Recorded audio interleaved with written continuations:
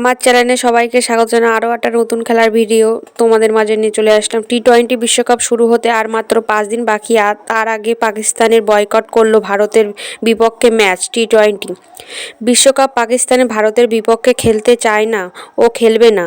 তাহলে এবার আইসিসি এখানে কি করবে?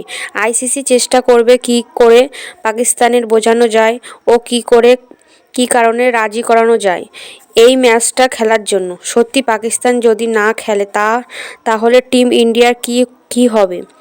টিম ইন্ডিয়া কিছুই করবে না। 15 তারিখের আগে ফ্লাইটে চলে যাবে শ্রীলঙ্কায়। সেখানে ম্যাচের আগে যেগুলো করার দায়িত্ব সেগুলো করবে। কম্প্রেস করবে, নর্মাল প্র্যাকটিস করবে, এমনকি একসাথে ম্যাচ খেলার জন্য গ্রাউন্ডও আসবে। আরও অনেক প্রোটোকল আছে, সেগুলো করবে।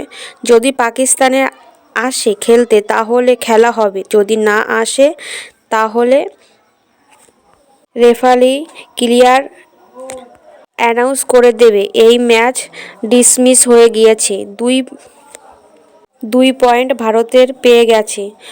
লস সবাই হবে, ভারতেরও হবে, পাকিস্তানও হবে ও আইসিসি সব থেকে বেশি হবে। এরপর আইসিসি পাকিস্তানকে আসলে বাস দেবে। এটার জন্য পাকিস্তান রেডি থাকতে হবে।